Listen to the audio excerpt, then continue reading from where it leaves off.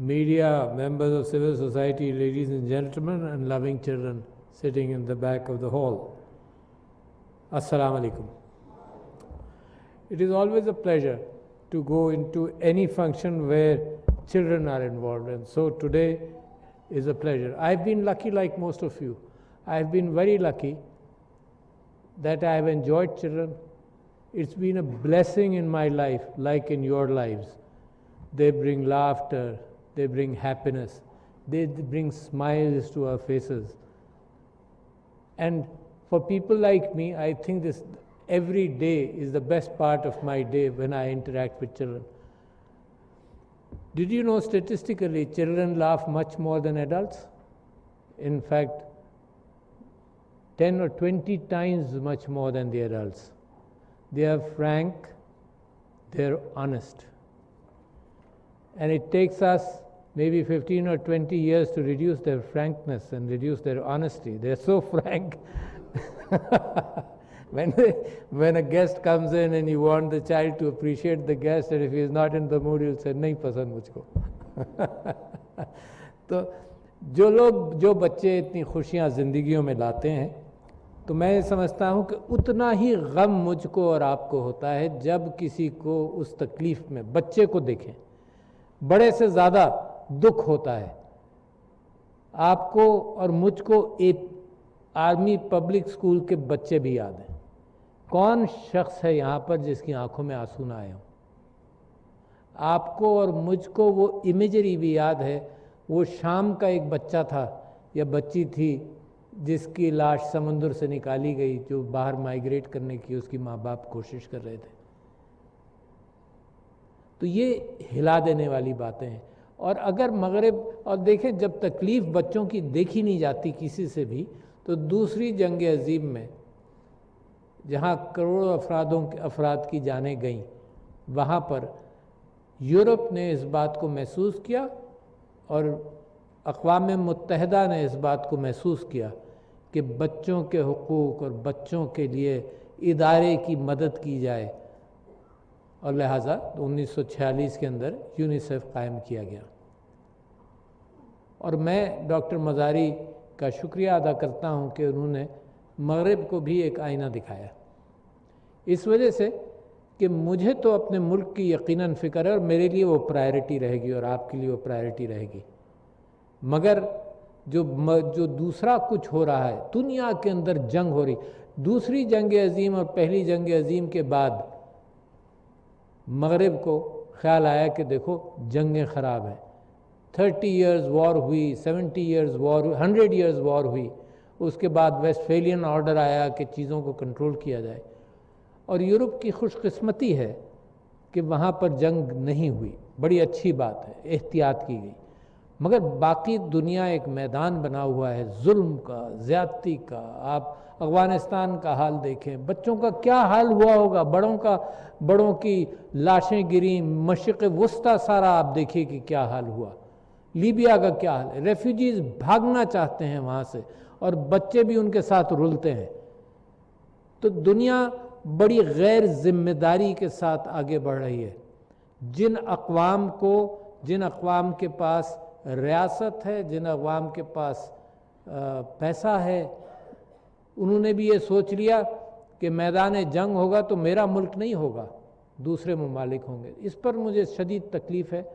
اور میں سمجھتا ہوں کہ بڑی اچھی بات یہاں کہی گئی کہ کشمیر کے اندر پیلٹ گن سے جو نقصان ہے، اور جو حقوق کی بات کی کہ حجاب کے حوالے سے نہیں پڑھنے دیں گے، اسکول نہیں جانے دیں گے.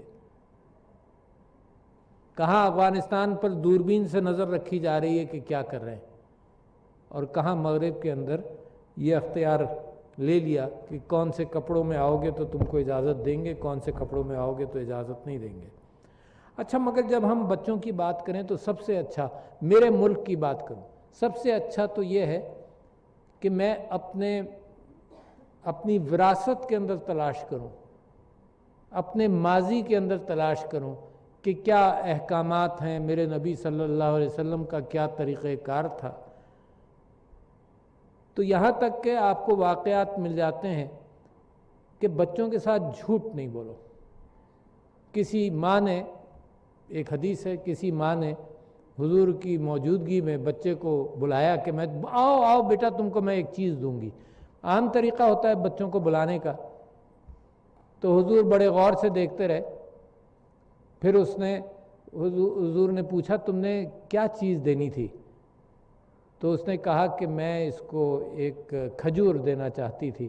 تو حضور نے کہا دو، تاکہ بچوں کو کبھی یہ احساس نہ ہو کہ ماں باپ بھی ان سے جھوٹ بولتے ہیں۔ یہ ہے رائٹس آف دا چائلڈ، کہ جو کہا جائے وہ پورا کیا جائے۔ پھر کسی نے یہ کہا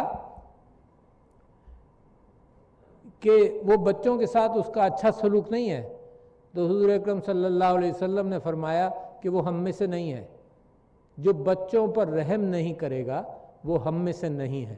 اچھا، میں اس وجہ سے آپ کو بتانا چاہتا ہوں کہ یہ سورس ہے طاقت کا، یہ سورس ہے موٹیویشن کا، کہ ہم اپنی قوم کو موٹیویٹ کریں۔ جو قوم نمازی، پرہیزگار، نبی کی محبت میں اظہار بھی کرتی ہے، اور دنیا میں نبی کے خلاف کوئی بھی بات ہو اس کے لیے پاکستان میں سڑکوں پر بھی آتی ہے، تو نبی کی محبت جن چیزوں سے ہے اس کو بھی اپنانا پڑے گا۔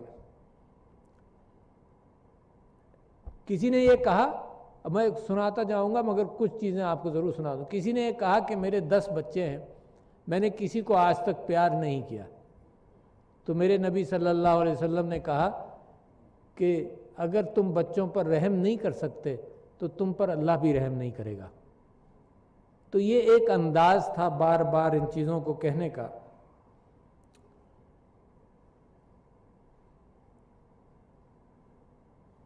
اور ایک صحابی نے، چھوٹے ہوں گے، انہوں نے کہا کہ جی ہم راستے میں سے گزر رہے تھے تو میرے نبی صلی اللہ علیہ وسلم کو کچھ بچے کھیلتے ہوئے نظر آئے، تو انہوں نے سب کے گال پر ہاتھ رکھا، پیار سے دیکھا، پیار کیا، اور میرے گال پر بھی جب ہاتھ رکھا، میں بھی چھوٹا تھا، میرے گال پر بھی جب ہاتھ رکھا تو ان کے ہاتھوں میں سے ان کے عطر کی خوشبو بھی آئی، تو وہ مجھے آج تک یاد ہے۔ قرآن کی ایک دعا ہے جو میں بھی پڑھتا ہوں، ہر نماز میں پڑھتا ہوں، اور میں سمجھتا ہوں اس سے اچھی دعا میں اپنے ماں باپ کے لیے نہیں کر سکتا، کہ رب ارحمہما کما ربیانی صغیرا، کہ ان کا میرے ماں باپ پر رحم کرے، دے آر ڈپارٹڈ، ان پر ایسے رحم کرے جس طرح سے انہوں نے مجھ پر رحم کیا جب میں چھوٹا تھا۔ تو having said that, this is the motivation for our society, very important motivation، کیونکہ ایک ریاست مدینہ کے حوالے سے جو ذمہ داریاں ہماری بچوں کے سلسلے میں ہیں وہ ہم کو پوری کرنی چاہیے۔ میں سمجھتا ہوں کہ پاکستان کے اندر کارپورل پنشمنٹ کے حوالے سے سکولز کے اندر بھی ایک ممانعت کا سلسلہ شروع ہو گیا ہے۔ یہ دوسری بات ہے کہ یہاں میں اقبال کرتا ہوں اس بات کا بھی کہ مجھے میرے ہمدرد استاد نے جو میری پٹائی کی تھی تو میری زندگی میں تبدیلی، مثبت تبدیلی آئی، مگر آج کل کا وہ زمانہ نہیں ہے، آج کل کا وہ زمانہ نہیں ہے، تو کارپورل پنشمنٹ ہم زمانے کے اعتبار سے جیسے زمانہ جاتا ہے تو اس کو ہم منع کرتے ہیں، مگر ایک بڑی اہم چیز ہے کہ چائلڈ لیبر۔ اچھا، یہ آپ لوگوں سے اپیل ہے میری، یہ قانون بہت ساری چیزوں کو نشاندہی کر سکتا ہے، مگر قانون کو سوسائٹی اپنے اوپر لاگو کرتی ہے، اور بچوں کے لیبر کا گھروں کے اندر ڈومیسٹک ہیلپ کے طور پر بہت عام یہ کیفیت ہے، اور لوگ یہ کہتے ہیں کہ اس لیے ہم بچے رکھ لیتے ہیں کیونکہ وہ پال پوس نہیں سکتے۔ تو اگر پالنے پوسنے کے لیے بچے کو رکھا ہے تو اس کے ساتھ برابری کا اپنے بچوں جیسا سلوک کرو، اپنے بچوں جیسا سلوک کرو، اس کو وہی تعلیم ملے جو اپنے بچوں سے کام لیتے ہو اتنا ہی بچوں سے، اس بچے سے بھی کام لو۔ اس میں تو کوئی حرج نہیں ہے کہ آپ کسی کو اڈاپٹ کر لیں، مگر کام کے لیے اڈاپٹ کرنا، اپنے بچوں کے مقابلے میں فرق کریٹ کرنا، اپنے آپ کو خراب کرنا ہے۔ کیوں؟ کیونکہ آپ کے بچے بھی وہی کیفیت دیکھیں گے، وہی کیفیت سیکھیں گے کہ برابری اور مساوات اور انصاف نہیں ہو سکتا۔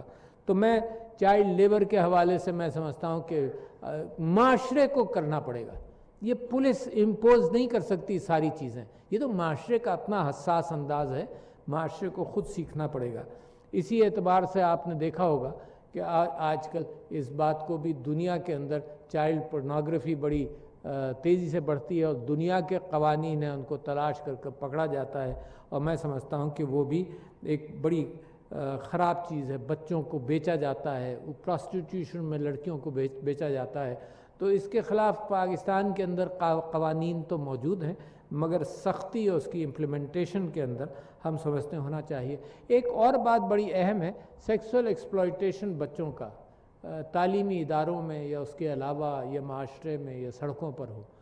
تو میں نے اور میری بیوی نے اپنی کانسٹیٹوئنسی کے اندر یہ کام شروع کیا تھا کہ ہارمفل ٹچ، سیف ٹچ، ان چیز میں بچوں کو اور ماں باپ کی آگہی کی جائے۔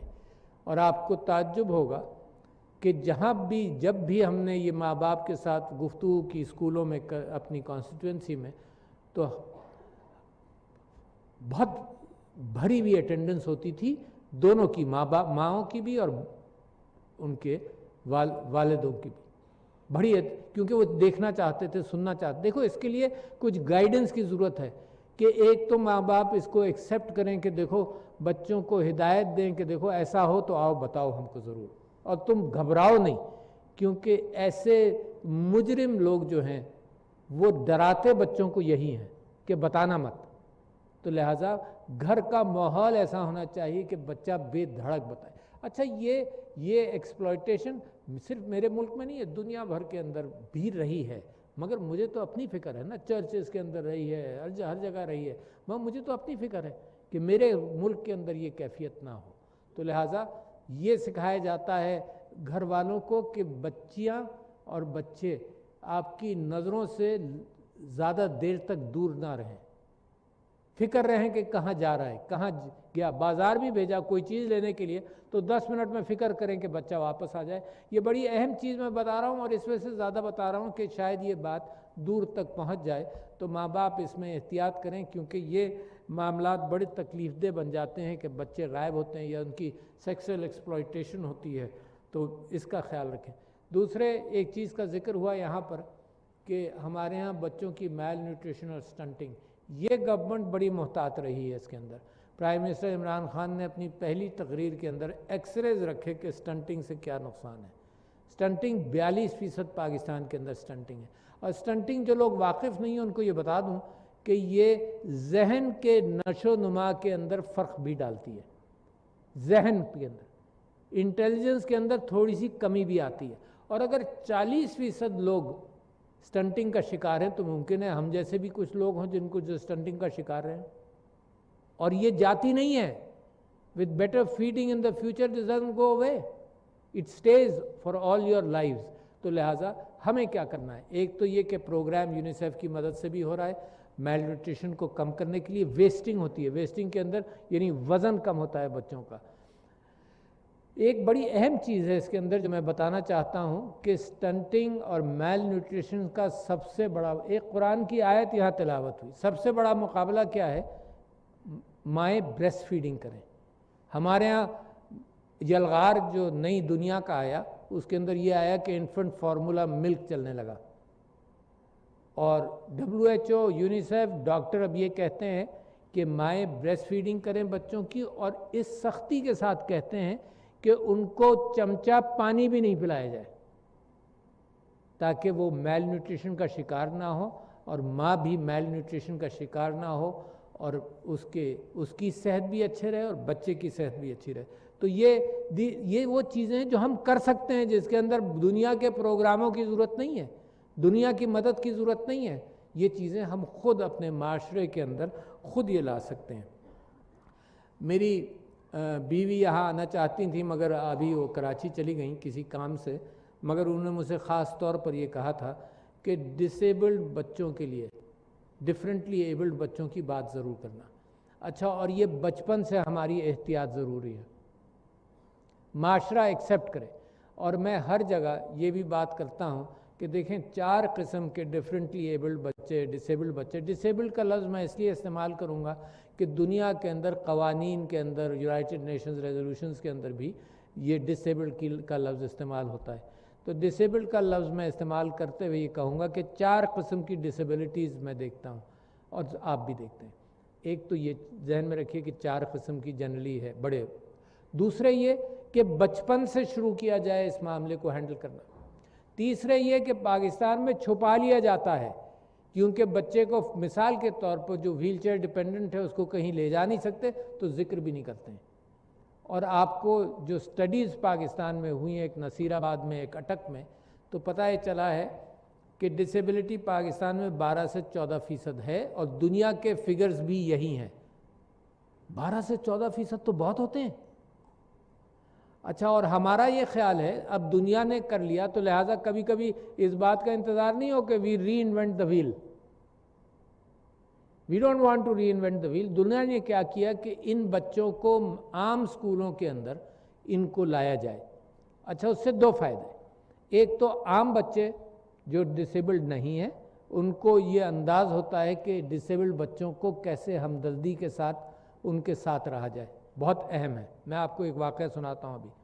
اور دوسرا یہ کہ جو ڈسیبلڈ بچے ہیں ان کو بھی اندازہ ہوتا ہے کہ دنیا اتنی آسان نہیں ہے، سخت ہے، تو لہٰذا وہ بھی سیکھتے ہیں سختی. پچھلے دنوں میں اور سمینہ علوی ویل چیئرز بانٹ رہے تھے پریسیڈنسی میں، تو ایک اس بچے کو دی گئی جس کی کمر کے اندر کب تھا، یعنی کمر بینڈ تھی، تو اس کی سرجری ہوئی اور وہ ٹھیک ہوئی، مگر بالکل ٹھیک نہیں ہوئی. تو اس کو بھی ویل چیئر جب دی گئی تو اس کو میں نے پوچھا تمہارے ساتھ اسکول میں کیا ہوتا تھا. اچھا، دس از امپورٹنٹ ٹو ہیئر. میں نے اسے پوچھا تمہارے ساتھ اسکول میں کیا ہوتا تھا. اس نے کہا بچے کبڑا کہتے تھے اور کبڑی کہہ کر بلاتے تھے. تو جب بچے عام اسکولوں میں جائیں گے تو اس بات کا اہتمام ہوگا، دوسرے بچے گائیڈ کریں گے کہ ایسا نہ کہو. تو لہٰذا 3-4 قسم کی ڈسیبلٹیز کا میں نے ذکر کیا. ماشاءاللہ یہاں بھی بیٹھے ہیں بچے، I am proud of them. ایک ہے فزیکل ڈسیبلٹی جو مجبوراً ویل چیئرز میں جاتے ہیں. ہم نے معاشرے کے طور پر اگنور کیا تو نتیجہ آج یہ ہے کہ بازاروں کے اندر یہ ویل چیئرز کے ساتھ نہیں جا سکتے. ریمپس نہیں ہے، اسلام آباد میں نہیں ہے، ریمپس نہیں ہے، بلڈنگوں میں نہیں ہے. اب قانون تو بن گیا کہ اب جو پبلک فیسلٹی نہیں بنے گی، یعنی کوئی بھی ایسی جس میں پبلک ایکسیس ہوگی تو وہاں ریمپس ضرور ہوں گے. تو بڑا امپورٹنٹ قانون ہے. میں نے یہاں اسلام آباد کے اندر آرکیٹیکچرل اسٹوڈنٹس کو یہ کہا کہ ڈفرینٹ F1 یا وہ F6 یا F7 ان کے آپ مارکیٹس کو لیں اور وہاں ریمپ تعمیر کرنے کی تیاری کریں، کیونکہ یہ ریمپ تو اس کا ایک زاویہ ہوتا ہے، گریڈنگ ہوتی ہے جیسے وہ بنتا ہے، تو بہت ساری مارکیٹس میں بن نہیں سکتا. ایک تو وہ ہو گئے. ان کے لیے ایکسیس ضروری ہے، ہر جگہ یہ جا سکیں، شادی بیاہ، فٹ پاتھ، گاڑی، ہر جگہ یہ جا سکیں. یہ میری اور آپ کی ذمہ داری ہے. یہ جو طبقہ ہے نا، اس کو آپ کیسے، ان کا ذہن میرے اور آپ کی طرح ہے. their intelligence is equal to mine.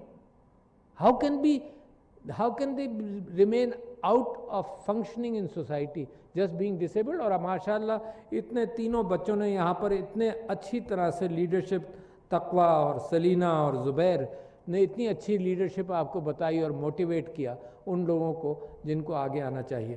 تو لہٰذا ایک تو وہ ہو گیا. دوسرے جن کی بینائی نہیں کمزور ہے، جن کی سماعت کمزور ہے، ہیئرنگ ڈسیبلٹی، بینائی کمزور ہے، ویژن ڈسیبلٹی، اور جو آٹزم کا شکار ہیں یا ڈاؤن سنڈروم ہے، ان کو تھوڑی دیر کے لیے الگ کر لیجئے کیونکہ ان کو اسپیشل اٹینشن کی بھی ضرورت پڑتی ہے. البتہ مغرب میں آٹزم کا جو شکار ہے اور ان سب لوگوں کو بھی مین سکولز میں ڈالا جا رہا ہے. مگر جو بینائی سے، اگین مائی ڈسکرپشن از کہ ان سب کی انٹیلیجنس میرے بچوں کی طرح، میری طرح سب کی انٹیلیجنس ایک سی ہے. صرف ایک سماعت سے محروم ہے، ایک آنکھ سے محروم ہے مثال کے طور پر، مگر انٹیلیجنس تو وہی ہے نا. So they should be made functional members of society. اور سب سے اہم وقت وہ ہے کہ اسکولوں کے ساتھ شروع کریں. یہ ڈپینڈنٹ نہیں بنے سوسائٹی کے، یہ فنکشنل ممبرز بنے، اپنی روزی بھی تلاش کر سکیں، فل پارٹیسپنٹس بنیں. تو میں سمجھتا ہوں کہ یہ بڑا ضروری ہے. اس کے لیے سوشل کانشسنس کی ضرورت ہے.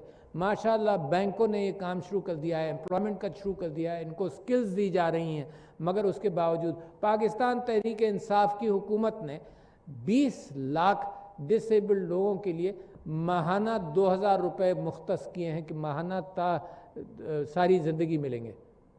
تو رجسٹر ہوں اب تک 4 لاکھ رجسٹر ہوئے ہیں، جبکہ میں یہ کہہ رہا ہوں کہ 10 سے 12% تو ضرور ہیں ڈسیبلڈ پاکستان میں، مگر ان کو پتہ نہیں ہے۔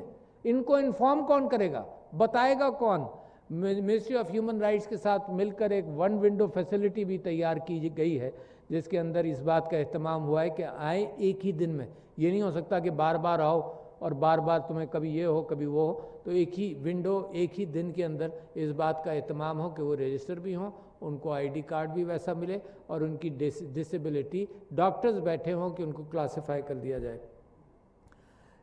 چائلڈ میرج کے حوالے سے ڈاکٹر مزاری آپ لوگ سب محنت کر بھی رہے ہیں، اور اس کے اندر بھی معاشرے کو ایجوکیٹ کرنا پڑے گا، مگر ایک اور چیز آخر میں آپ سے ذکر کر دوں، ایک مینٹل سٹریس کا یہاں پہ ذکر بھی ہوا۔ اچھا، اور مینٹل سٹریس کے اعتبار سے یہ یقینی کیفیت دنیا میں مانی جاتی ہے کہ گھر میں سٹریس ہو تو بچے میں بھی ہوتا ہے، اور دنیا میں بھی ایک کوشش کی جا رہی ہے کہ گھر جا کر کھٹکھٹا کر سٹریس کو ہینڈل نہیں کیا جا سکتا، کیونکہ اس کا برڈن بہت بڑا ہے مینٹل سٹریس۔ آپ خبریں پڑھتے ہیں کہ باپ نے کسی کو مار دیا، کس گھر میں کسی نے کسی کو مار دیا، کچھ کیا، یہ تو ٹپ آف دی آئس برگ ہے جس کا ہمیں اندازہ ہوتا ہے، ٹپ آف دا ماؤنٹین کہ کیا ہے، مگر حقیقت میں سٹریس ہے سوسائٹی میں، اور بچوں پر زیادہ ہوتا ہے، یہ بھی مت بھولیں۔ تو لہٰذا اسلام آباد کے اندر کچھ ایسا بھی کام کیا گیا ہے کہ استادوں کو ذرا سا ٹرین کر دیا جائے کہ سٹریس کو پہچان لو، اور پھر یہ بہانہ بنے گا کہ آپ گھر جا کر بھی سٹریس کے حوالے سے بات کریں کہ بچے کو سٹریس ہے، تو بات پھر بھی کھل سکتی ہے۔ تو لہٰذا میں نے آپ سے کافی مفصل گفتگو کر لی، مگر میں سمجھتا ہوں کہ بچوں کے ساتھ جو معاشروں کو محبت ہوتی ہے اس کو اجاگر رکھیں، اس کو ذہن میں رکھیں، اور جو رائٹس ہیں وہ رائٹس تو میری وراثت کے اندر، میری تاریخ کے اندر وہ رائٹس موجود تھے۔ ہر سوسائٹی میں، ہر معاشرے میں بچوں کے ساتھ ایک محبت کی کیفیت ہے، اس محبت کی بنیاد پر اگر ان کے ساتھ ان کے معاملات کو ٹھیک رکھنے کی کوشش کی جائے تو یہ مسئلہ ہوگا نہیں۔ اور پھر in English to my guests from foreign countries, we must stop these wars. They're creating havoc as far as children are concerned. The entire Middle East, imagine what is happening to the Rohingya, imagine what is happening to the Kashmiri children, imagine what is happening throughout the Middle East. We must stop wars. The biggest burden of wars is on women and on children. So what can be done? It is maybe it's not easy to do it, but we must. For example, what will happen if there is no humanitarian aid in Afghanistan, or poor, or late? Who will suffer? The children will suffer, the women will suffer. So let's get out of this hypocrisy and be frank what is needed for mankind. There are so many issues where cooperation is needed. Global warming, environment, there are so many issues which are happening around the world. We must cooperate, live in peace, and stop these wars. Thank you, ladies and gentlemen.